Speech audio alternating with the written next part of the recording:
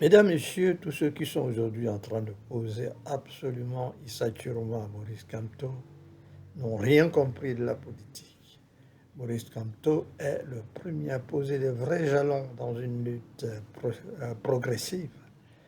Qu'on se souvienne encore de ce commentaire qu'il a fait, qu'il a eu à faire sur un écrit du professeur, du philosophe Bounodiana, le commentaire qu'il fit sur l'idée sociale Ourbia.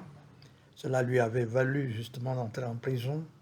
Cela veut dire que c'est quelqu'un qui a pris l'habitude depuis son très jeune âge d'éclairer l'opinion sur le regard qu'on doit porter, un regard critique qu'on doit porter sur un régime, tout en contribuant justement, pas dans le sens de le détruire, mais pour lui montrer tout simplement ce qu'il faut faire et qu'il ne faut pas faire. Maurice Kamto a continué sa lutte.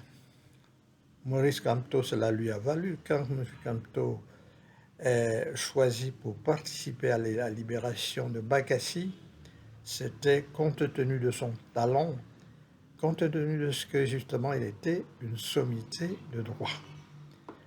Alors aujourd'hui, il a continué, il a fini par se retrouver dans un parti politique parce qu'il était question à un certain moment, lorsqu'on a mené une lutte, quand on se rend compte que les idées proposées ne sont pas absolument prises en compte, alors l'idée arrive, l'idée vient de chercher absolument, de se hisser même à la magistrature suprême, l'occasion de permettre soi-même à appliquer un certain nombre d'idées qu'on trouve en train d'être perdues compte tenu de ce que lorsque vous les avez émises, personne ne les prend en considération. Que les gens se souviennent de ce coup d'État qu'a fait Jerry Rawlings au Ghana. Il ne l'avait pas fait pour occuper la magistrature suprême, il l'avait fait pour installer ceux qui devaient gérer proprement le Ghana. Malheureusement, il s'est rendu compte par la suite que les gens n'en faisaient qu'à leur tête et il s'est trouvé obligé de s'installer carrément à la tête de la nation ghanéenne pour essayer de lancer aujourd'hui ce que nous considérons comme un modèle de démocratie ici en Afrique. Maurice Kamto est allé progressivement à cette façon de faire, c'est-à-dire initier la population à penser politique, qu'on se souvient de son ouvrage «L'urgence de la pensée». C'est Maurice Kamto qui étudie très en profondeur un peu comment faire pour maintenant installer une société, des sociétés africaines qui fonctionnent, qui sont capables de tenir.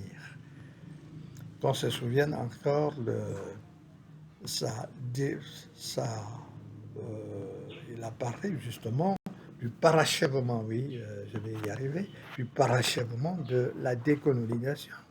Parce qu'il s'est rendu compte qu'il y a beaucoup de choses à faire en amont pour permettre par la suite que les pays africains installent réellement une démocratie, pendant qu'il est dans cette lutte qui vise à prendre les choses de la base. Il y a ceux qui cherchent les raccourcis. Il y en a qui sont allés, qui pensaient que Maurice Kamto serait celui-là qui prendrait les armes pour se mettre au devant et puis pour permettre peut-être qu'on bouscule violemment ceux qui sont là pour installer, soit pour l'installer ou pour installer quelqu'un d'autre pour obtenir un changement. Écoutez, lorsqu'on arrive justement à prendre les armes, on a toutes les chances de tomber dans une guerre civile. Encore que dans le contexte camerounais, sachez que le RDPC est suffisamment installé pour que toute tentative dans ce sens soit considérée, soit par la suite constatée comme ayant, et toute tentative dans le sens de prendre les armes, donnera un bilan qui pourra permettre de conclure que cela a été un gâchis. Vous avez en face les gens qui sont installés et qui cherchent à gérer le pays à leur manière.